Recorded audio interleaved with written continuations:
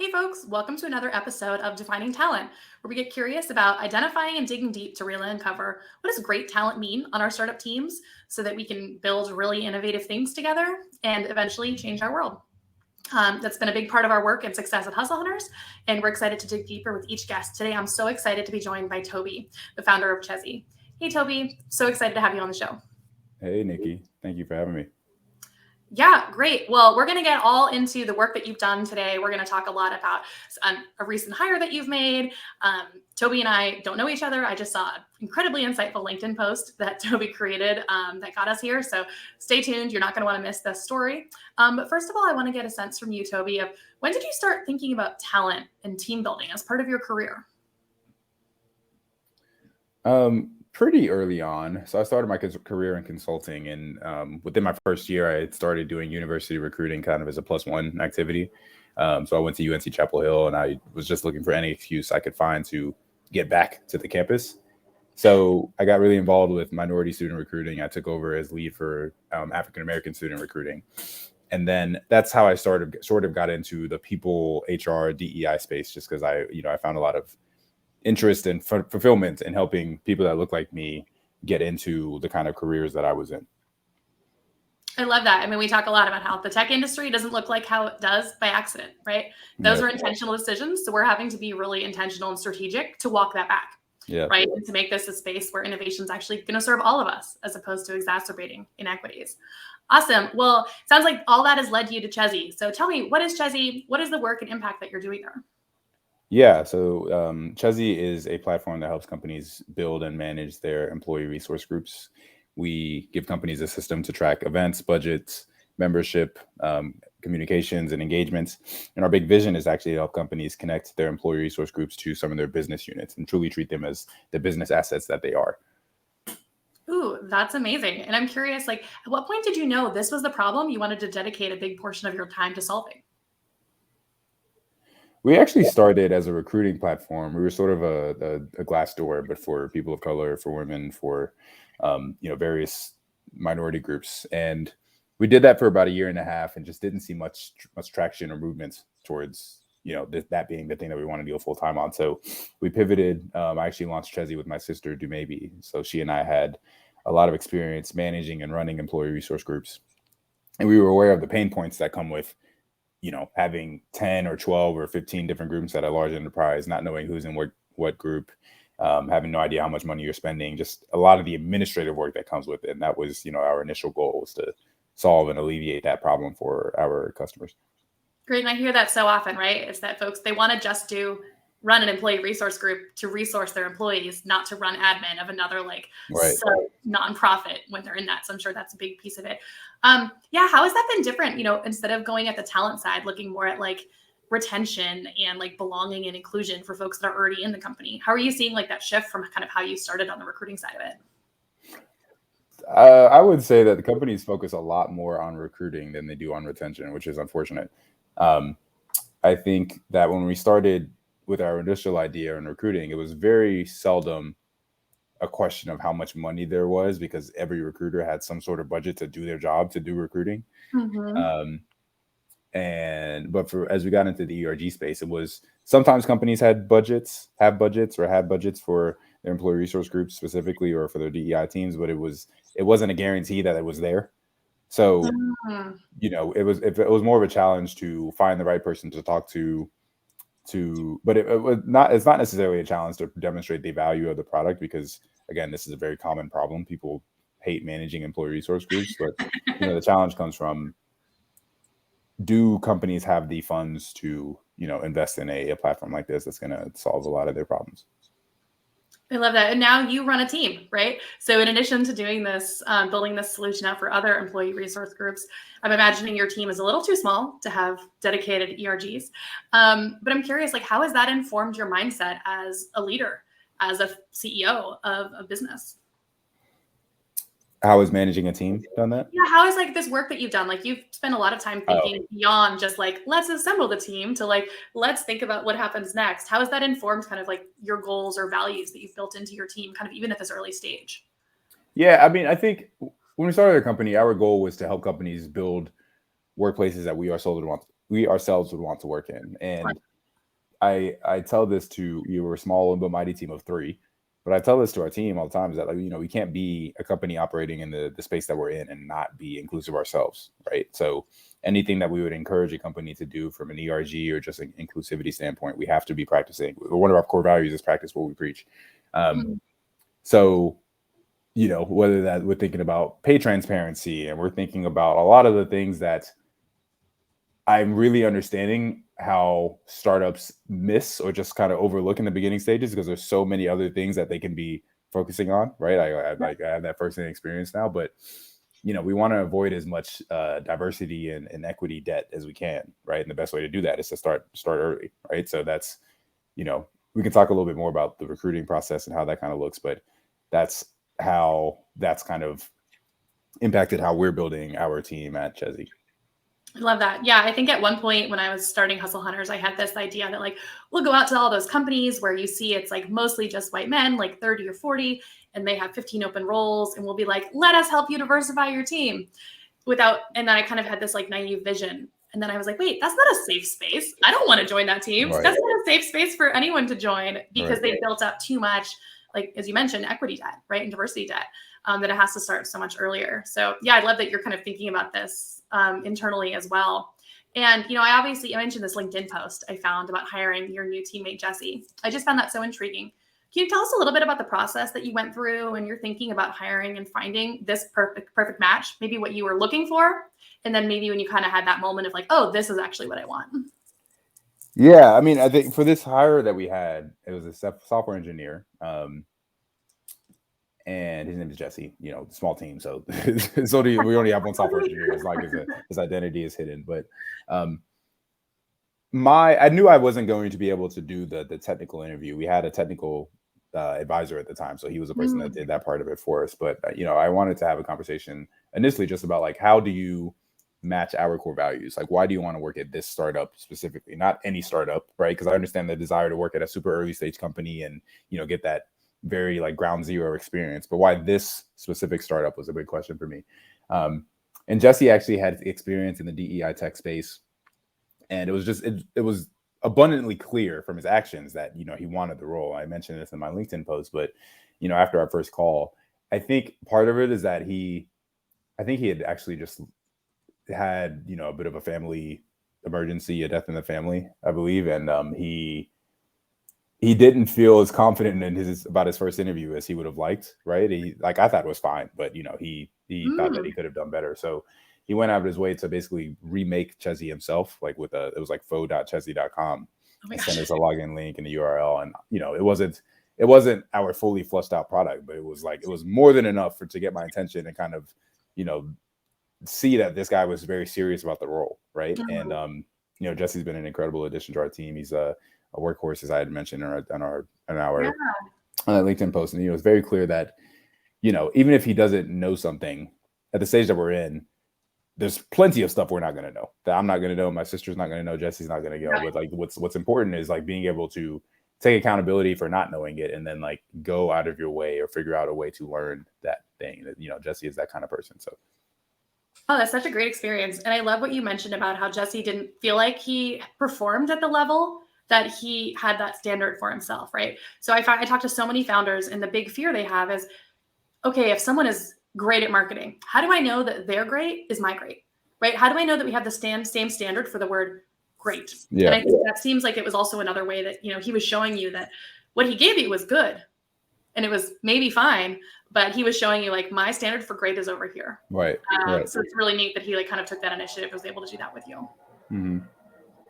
That's great. I'd love to learn, what are some of the other team values? It seems like value alignment is so important for your team. So you mentioned one of them is like practice what you preach. What are your other team values?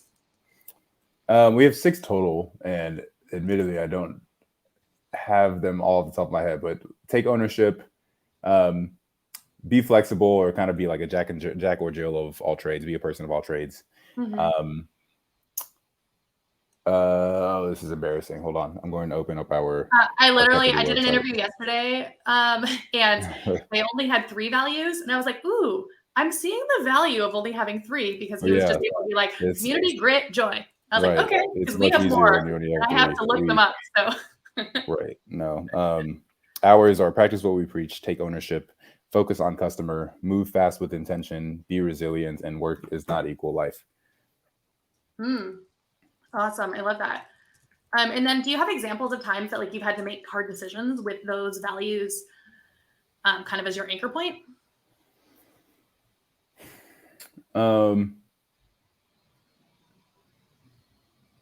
Yeah, I mean, I think that one that happened recently is that we had a customer or a potential customer straight up tell us that they had like X amount of money for the product, and the amount of money that they had budgeted was actually more than what our product cost, right? So, we had some discussions about like, well, why wouldn't we just charge them? We don't disclose our pricing, so we can just charge them and get like the additional money here, right? And it's this is more of a integrity kind of thing, because there's definitely opportunity in startup. I don't even know if it's like a sleazy startup thing or if it's just like a business savvy move. Like there's some information disparity, and if you have more information on them, you can kind of take advantage of that. But we focused on customer, and we're transparent about like, you have this amount of money, but our product actually doesn't cost this much. So this is what we're going to quote you this, right? And it was well received, and I think that was just more than anything else at this stage, our goal is to try to build rapport and build and establish that relationship with the people that we work with. So, that's an example of how we try to focus on customer. That and just that specific core value is one that we try to live out in the last quarter or so, and that we've just been trying to have way more customer conversations and learn from what our customers are actually looking for, rather than, kind of building based on what we think they need or want. I love that. And recognizing that, yeah, you got 6, but quarter by quarter, you can have a different focus. Yeah. And those signaling, I'm learning as a leader and a founder that every time that I put our values up and we have to make a decision with trade-offs, my team is watching, right? I might not think it's a big deal, but my team is definitely watching. Right. Like we have a different value. We, instead of customer first, our value is human. And it says our customers are human, we're human, our teammates are human, our partners are human, our kids are human, that like there's a lot of space for humanity at Hustle Hunters. And we've had moments where we needed to part ways with customers and not being customer first, because we also have candidates, right? That instead we kind of like our ethos runs to make sure that like our candidates are in a safe place, and having to make those really hard trade-off decisions. I thought it was like not a big deal. And I realized after the fact that my entire team was like, that was probably the biggest milestone, and maybe want to be part of this company. Yeah. So it's been really humbling to me to recognize, all right, just putting those values there is one thing. But if I'm not making decisions based on them and I'm kind of putting them out, then what are they there for? So I love to hear that, like, even in the last week, you've got examples of that internally. That's amazing. Yep. Awesome. I'm kind of curious, going back to this hiring process that you just ran, it sounds like it's your first one beyond you and your sister. What are some learnings that you're going to bring forward next time? How are you going to bottle the like X factor, like intangibles that Jesse brought of like really being motivated? How are you going to look for that next time around? It's a good question. One of the things that I think worked decently well was a screener. And it's tough because I need to do a little bit more research on this from the recruiting standpoint, because any job application that I had that was more than just like send in a resume, I was like, okay, I'm not doing that, right? So, but there is a level, as the person doing the hiring, there is a level of someone that fills out the screener is somebody that's legitimately interested in this job, even if they take 5 minutes aside from like the other applications that they're submitting. But I think that, and then doing a lot of filtering up front, like before we even have a conversation, just looking through resumes, LinkedIn, et cetera, to see if this person actually does have the experience and the kind of fit that we need. But then the first conversation we have being a culture fit piece, right? Because I think in a lot of cases, especially with all the products and tools out there and AI and all the videos, like you can learn a lot of the hard skills, right? But if somebody doesn't meet up with those core values that we have, right? Isn't resilient, right? Or isn't willing to take accountability, or lacks integrity. If those aren't there, then, it's not a good fit, right? But if you're not the strongest at React as a coder, we can teach you React. We can get you there, So that's how we're thinking about it. I love that. And yeah, that's very similar to our approach too, is thinking about these soft skills are so important at the early outset, because the only thing we know about these jobs at this early stage is they will change. Yeah. That's all we know. The only thing we know is that the hard skills are going to change, but the core ethos of the company is not. And I've unfortunately spoken to a few founders recently who they made the right hire for that moment for the first 6 months of hard skills, but it wasn't someone who was adaptable or flexible, Sure. to use your terminology, enough that they were ready to kind of move on to what the role needed next, even though they were the right subject matter expert in the beginning. And finding that when we need that subject matter expertise at a high hard skill level, it's probably a good time to bring on a consultant. Yeah. Right? Someone who lives and breathes that, but maybe isn't going to be continuing on with the organization, like beyond that. Or maybe, you make that change later on, but great. I love hearing that. Do you have any go-to culture questions kind of in that first conversation that you found gave you pretty good signaling there? Yeah, I mentioned the one about, like, why do you want to work at this startup specifically, right? Because I think a lot of times you get pretty generic responses. And if I get a generic response, I know it's not necessarily there. I do also tap into sort of like, tell me about a time questions, right? So tell me about a time you messed up or you dropped the ball, and how did you resolve it, right? Just, I usually have a sheet in front of me that I can go through with a list of questions. That I don't really have that now, but I think just trying to get a sense of how the person interacts and moves. I also, assuming we move past that first call, I try to have a conversation with somebody's reference. And it's rare. It's happened before, surprisingly, that I had a reference call and the person was like, actually, I would not hire this person. It's not because mainly because that, I think in this, at least particular situation, the person was a little too green. Just wasn't exactly like, we were hiring for like a head of engineering type role. And he was like, if you were hiring for like a junior or just regular engineer that could work under somebody, he'd be a good fit, but I wouldn't hire him for that role. And then, I appreciated that candidacy or that candidness. Yeah. But yeah, just trying to see, most of the time references are going to be good, but even trying to listen for things like the tone and the way that they respond to see like if there's anything deeper or anything under the responses is good. But yeah, I think behavioral / like situational questions and conversations with references have proven to be helpful. That's so great. Thanks for sharing that. And then transitioning you over to a couple of questions we asked all of our guests. And I'm curious to hear, Toby, what makes you a great teammate? No. What are these references going to shout out about you? Yeah, right. It's something you have to ask my team. I don't know. I think that I am similar to Jesse. I think that I am scrappy, right? I don't let a lot of things get in my way. I'm very, very quick to, like, if there's something that we just can't figure out, I'm very quick to email or text or call somebody that I think might have an answer, right? And I found that in the startup space, most of the time people are running like happy and willing to help because they don't get these kind of requests often. And then something I'm trying to be better about is like giving people their flowers when I can, right? So if Jesse, for example, really pushed and helped us to get to SOC 2 certification, which is something that we had like literally lost deals on, right? Yeah, that's a big one. Yeah. So I was very sure and intentional about making sure that like he took credit for that, right? Yeah. And wasn't just like, oh yeah, like, I'm glad that we managed to get this. I was like, no, dude, like you got us SOC 2 certification. Like there's a difference in those two phrases. So I think those are two things. Obviously I have a lot of like personal room for growth in terms of my delivery and how I manage people. But yeah. I love that. And that's such a key distinction, right? Really empowering your team to really own their wins instead of just waiting on your praise. Right. I love that. And then for anyone listening, highly recommend following Toby on LinkedIn.